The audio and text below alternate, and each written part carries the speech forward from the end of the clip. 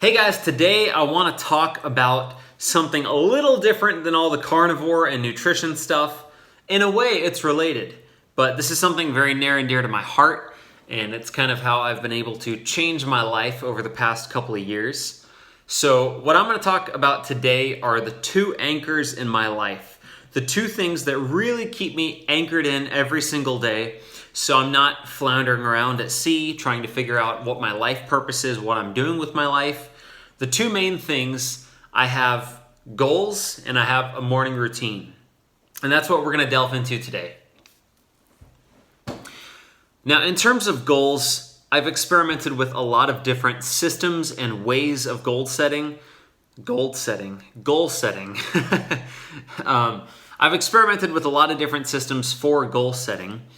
And I used to do, you'd set these massive life goals, and I would write those life goals down every single day. And I would also have, these yearly goals, and I would write those down every day. Sometimes I would do a bunch of different weekly goals. I would do daily goals, all kinds of different stuff. I would have habits, and I would keep track of all my different habits. And sometimes I even used to have multiple journals for different goals. Like I would have a journal for my weekly goals, a journal for my daily goals. The whole thing just became this huge muddled process that was really wasting my time.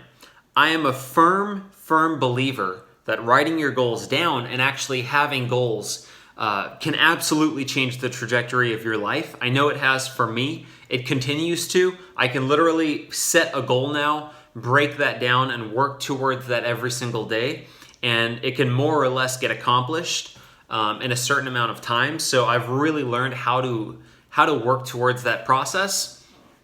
But I want to talk about kind of what I'm doing nowadays in terms of goal setting. So when I would set yearly goals, it just became like these big insurmountable goals. At the beginning of the year with New Year's resolutions, everybody wants to set these incredible New Year's resolutions. This year, maybe last year somebody made $60,000 a year. It's like this year I'm making $100,000 a year, and I'm going to the gym 5 days a week. I'm gonna drop 25 pounds. I'm gonna have a more passionate relationship with my wife.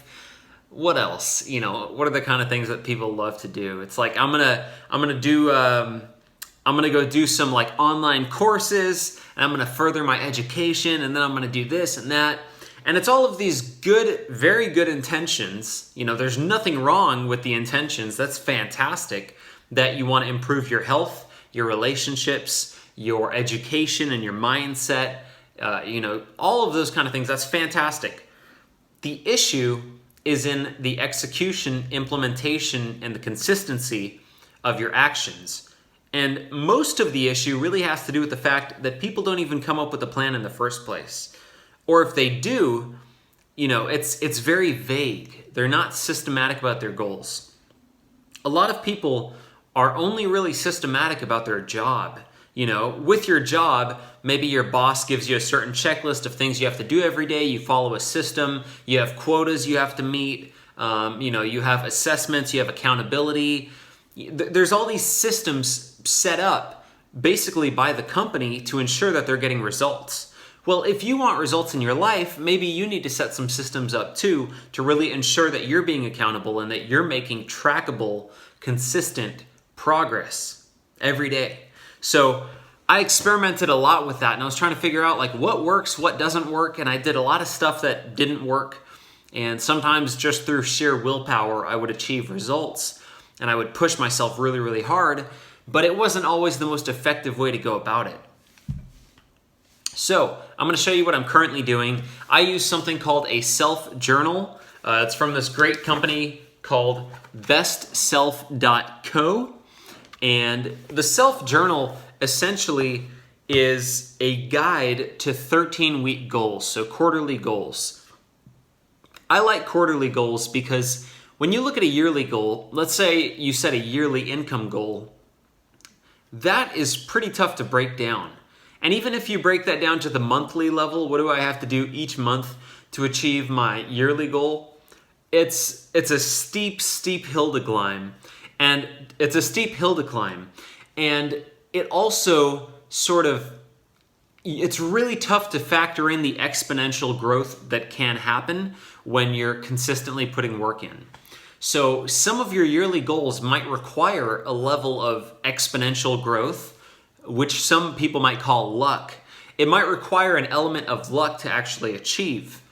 And you can reverse engineer luck, through volume, consistency, really, really working hard at things consistently over time. I'm a firm believer. I've seen this happen in my life many, many times. You can definitely reverse engineer luck, but it's really tough to do that in a yearly framework, and especially within a monthly goal setting framework.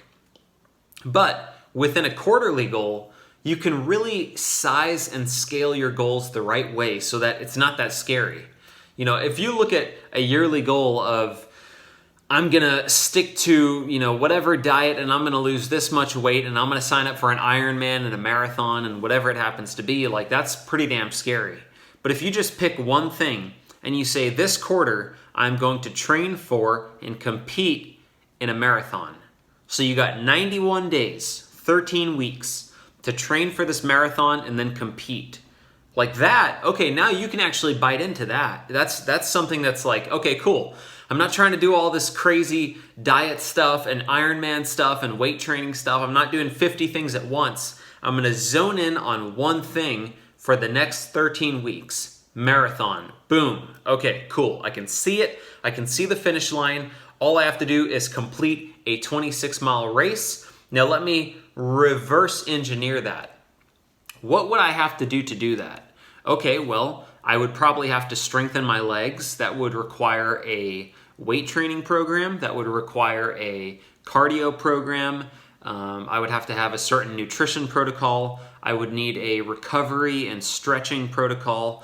And now you take all that stuff and then you can start to create monthly, weekly goals. You can create daily habits around that. Okay, every single morning when I wake up, I'm going to stretch for 15 minutes. I'm going to do some fasting, or I'm going to eat a keto diet to support my endurance training. Every single day, I'm going to start with 20 minutes of aerobic activity. Next week, you kick it up to 30 minutes. The week after that, you kick it up to 40 minutes maybe.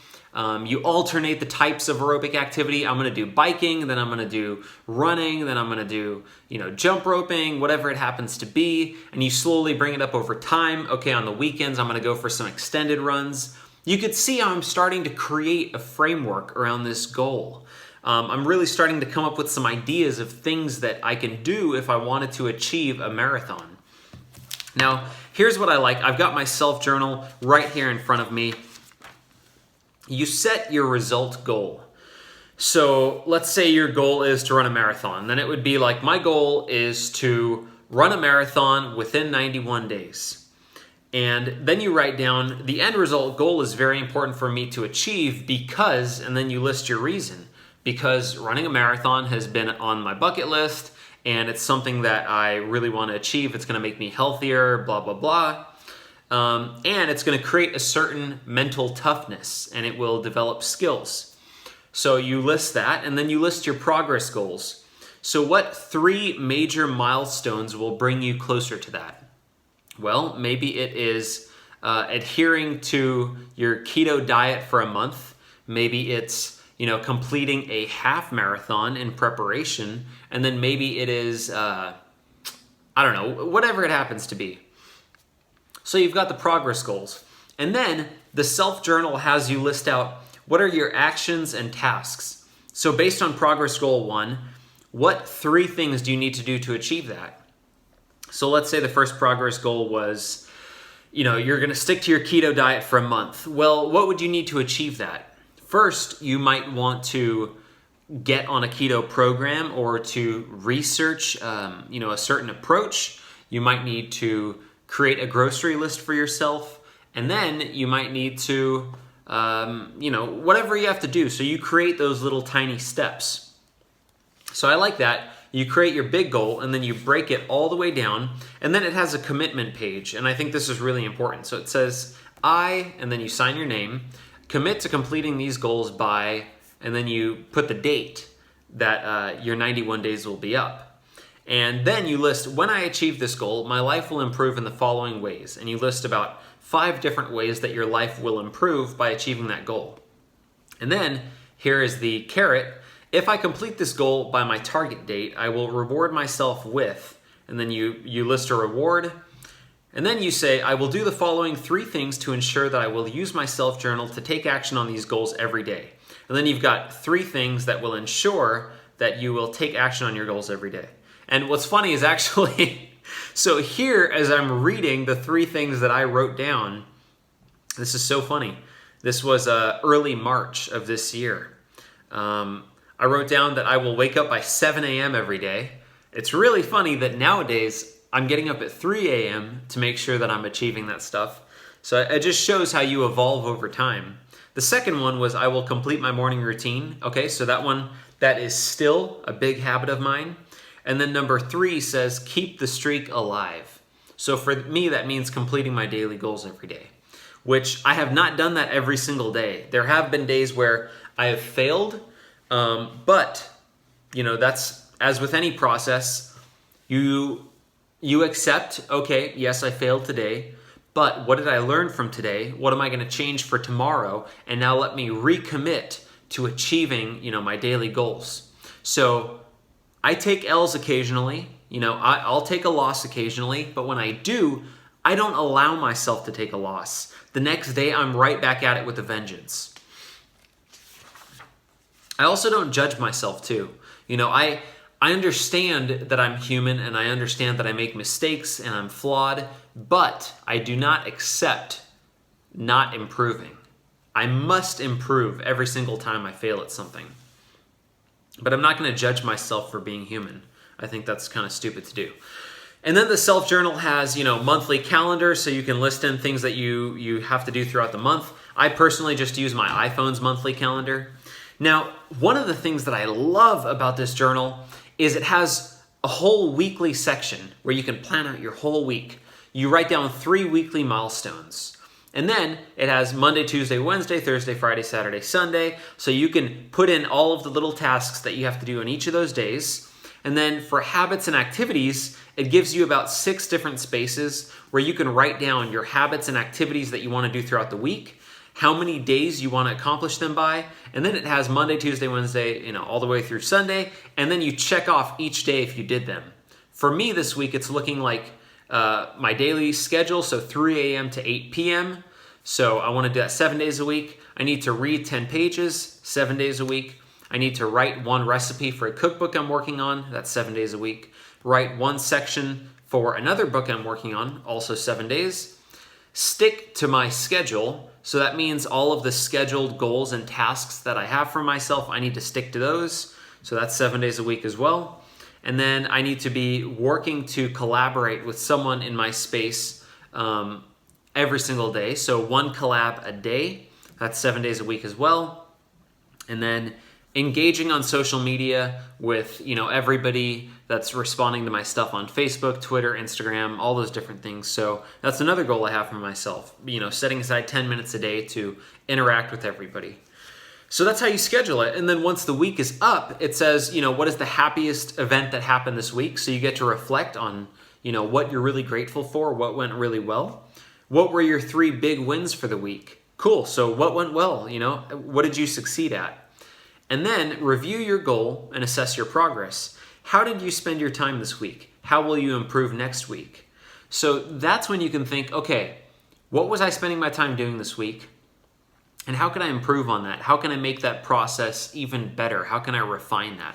I really, really like that. And then what was the biggest lesson you learned this week? So here's the important thing. When I'm talking about anchors and pillars and having the goals in the morning routine, you're not starting from scratch every day. Every single day, you're building upon what you've done, the rest of this entire journal, the rest of all of these days. These habits, they compound, they build over time. It's like growing your bank account. It's like anything else. You're adding a little bit every single day, so you don't start from scratch every day, which is an extremely gratifying feeling.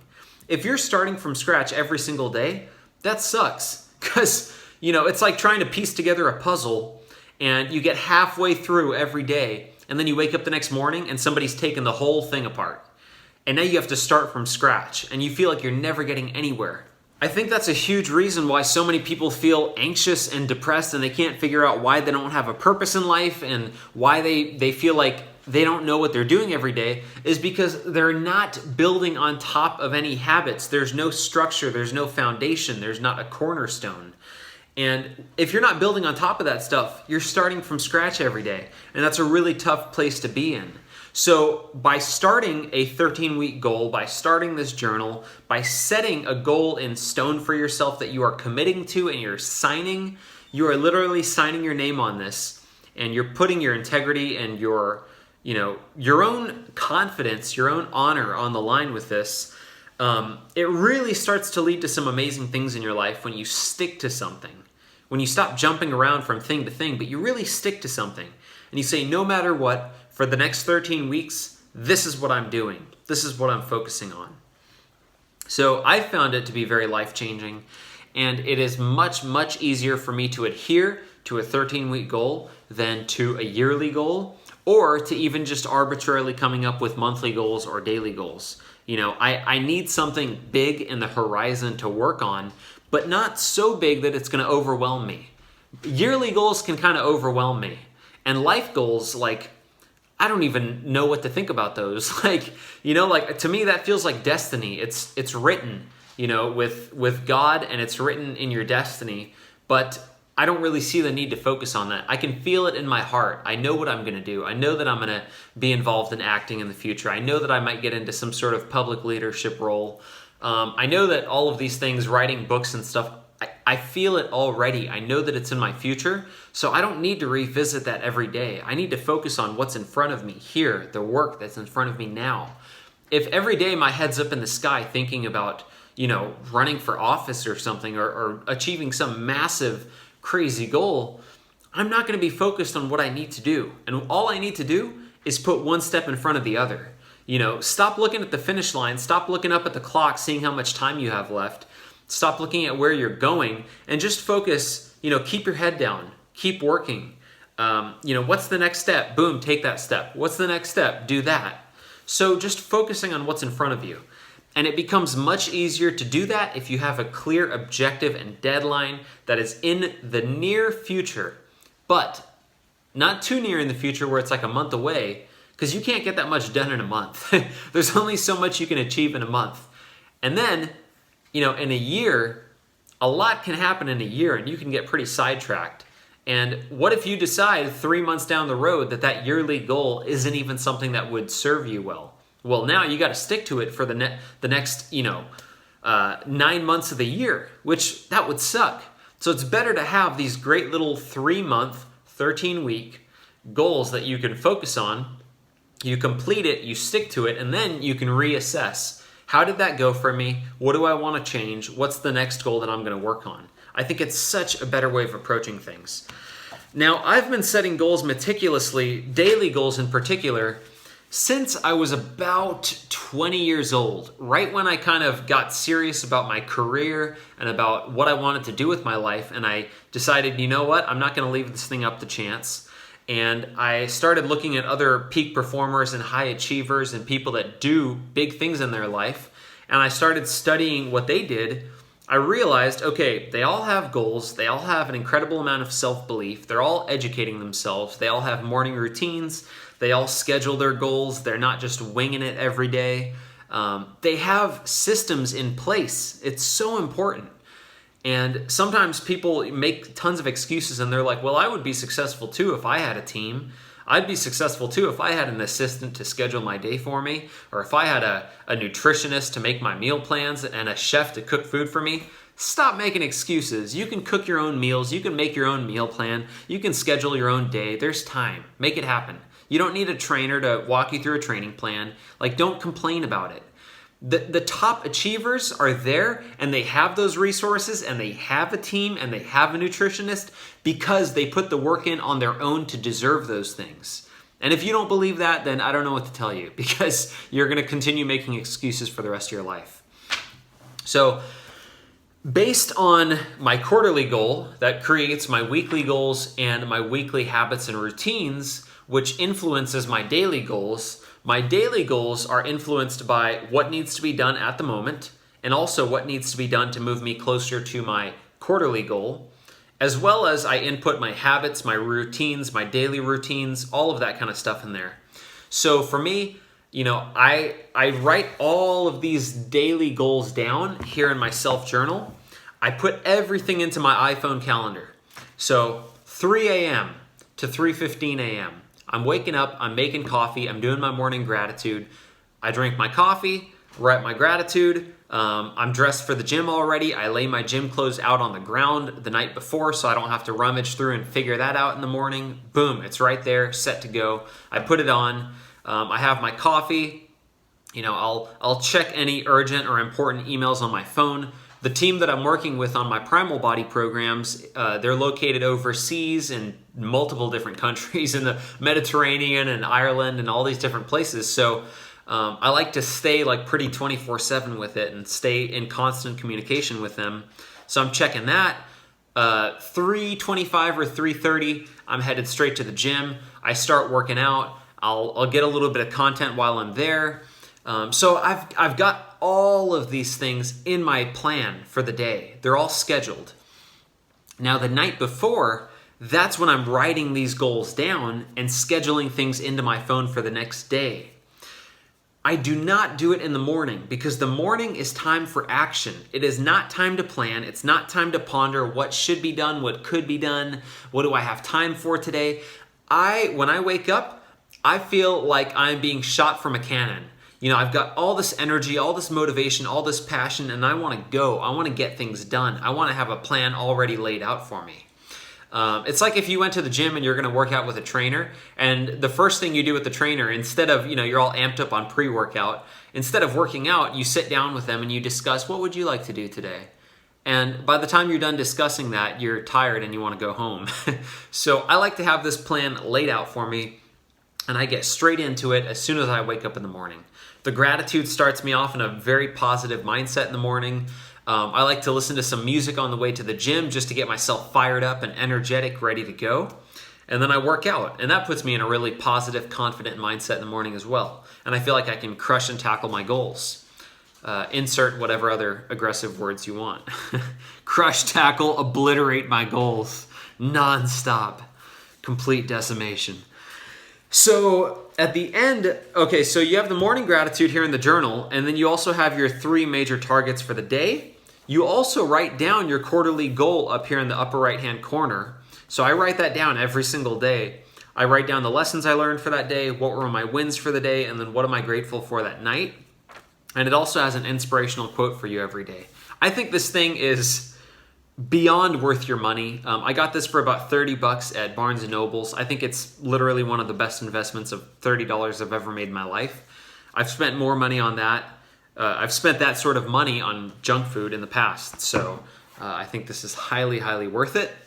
Okay, enough about goals. I'm going to transition into the second thing that I think is a complete cornerstone anchor to my life, which is my morning routine.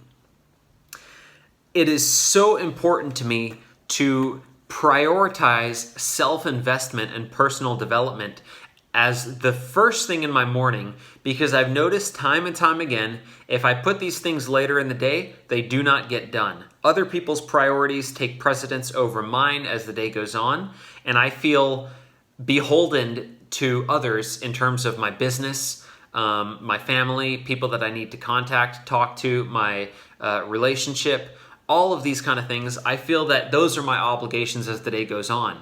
And I feel like it would be indulgent of me to spend 2 hours working out and then 30 minutes reading and then, all of this personal time. That's my personal stuff. That's what I need to do for myself. Okay, so work time should not be taken up with that. That's why I put all of that personal development at the beginning of the day. At the beginning of the day, I'm doing my gratitude. I am training. I'm doing my cold shower. I'm reading for 30 minutes, my 10 pages. I'm doing whatever else I need to do at the beginning of the day to set myself up. I don't put that at the end of the day. I used to do that kind of stuff. I just don't do that anymore. The only routine I put at the end of the day is setting goals for the next day. Because that one, it's just something I have to do for the next day. It takes me about 30 minutes, to be honest. It does take some time. I really have to assess what needs to get done, what I did well, what can be delegated, what can be postponed, all of that kind of stuff. So I try to really plan out an effective day for the next day. But the morning routine is just crucial to me. And if I sleep in and do not execute on my morning routine, the day is about 50% as effective. It's that big of a difference.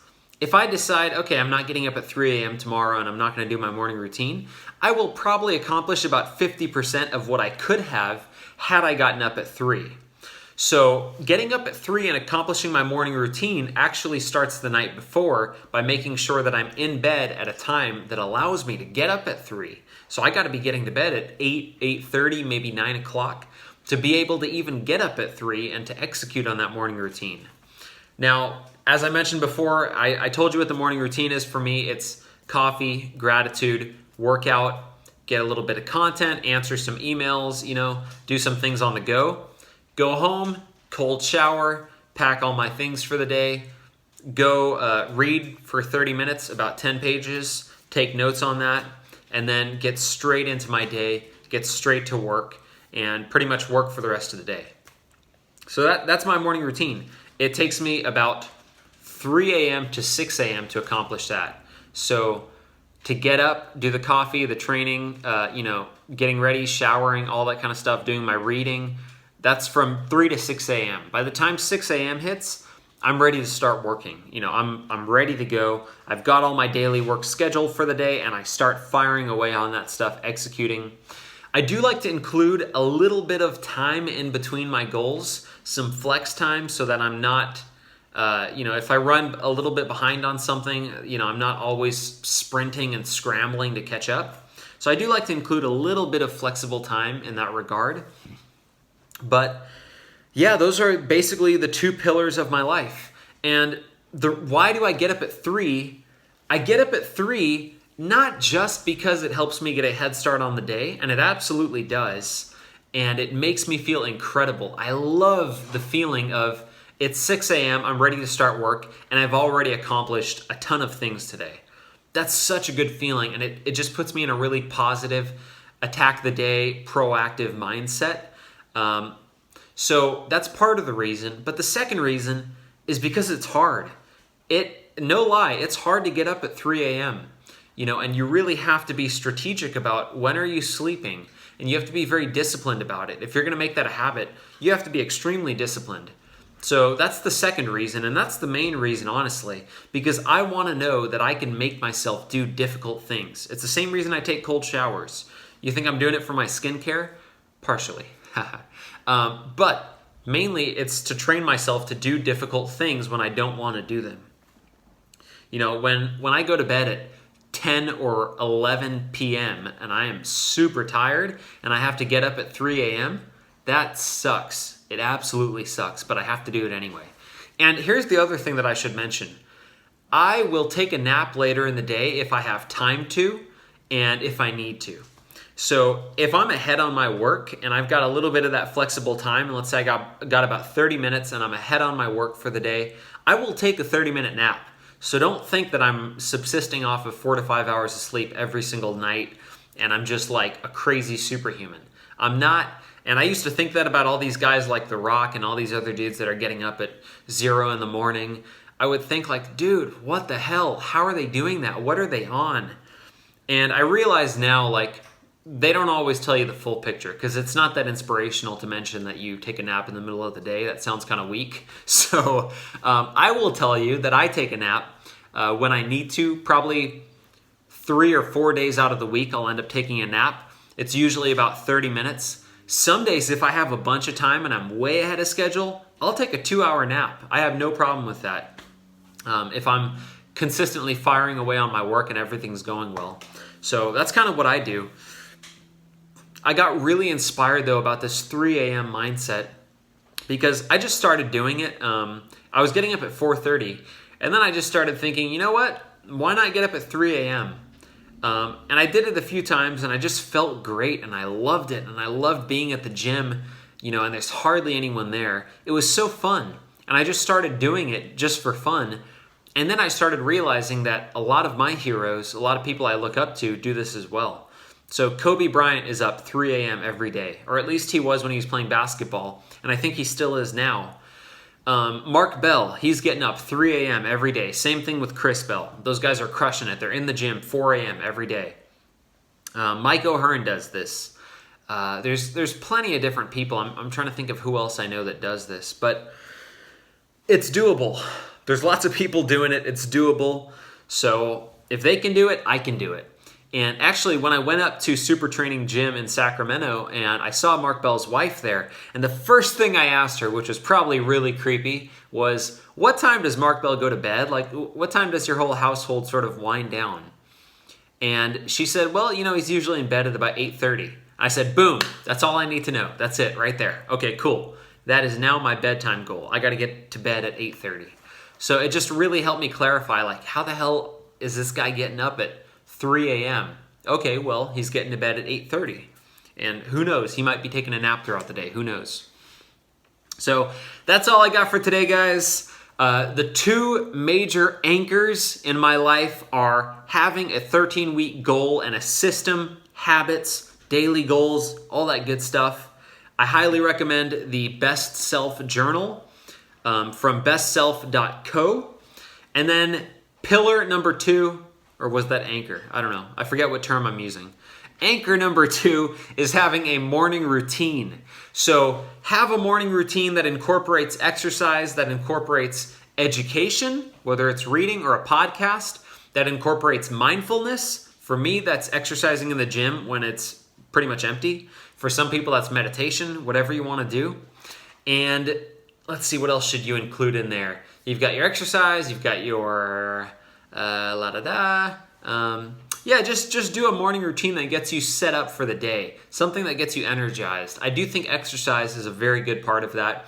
Education is an essential part of that. And then maybe something that gets you in tune spiritually with what matters to you and your core value system. I think gratitude does that for me. But also just the quiet time of the morning. It's really an insightful time, and I feel very closely aligned to my purpose. I get a lot of good insights at that time. And it is, as my mother would remind me, it's the Divine Mercy Hour. So in the Catholic faith, it's a special hour. For some people, it's the witching hour, so that's another thing. So those are the two main anchors, everyone. I hope you can take that information, run with it, and there's some good stuff there for you. And that's all I got for today. See you in the next one.